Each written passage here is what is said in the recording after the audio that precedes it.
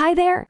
Welcome to our Best Kayak Guide channel. In this video, we are looking at the topic, can you fit a kayak in a Toyota Camry? We highly recommend you to read the full in-depth blog post go to the link below. So let's dive in. Almost everywhere in the world, mid-sized vehicles are in great demand. Toyota's Camry has carved itself a unique niche among the many automobiles in this category. The Toyota Camry has emerged as one of the most well-liked vehicles in the market for mid-sized cars, and that's because of its availability in a wide range of eye-catching metallic paint options and unique model variations. In the full blog post we have written on our website, we have done hours of research and divided the topic into the following areas. Number 1, can you fit a kayak in a Toyota Camry? Number 2, fitting a kayak into a Toyota Camry. Number 3, using a roof rack. Number 4, Cradles and stackers. Number 5, other options. Number 6, think about getting a lighter boat. Number 7, tying down your kayak. Number 8, wrapping up, and some related matters. As I mentioned before,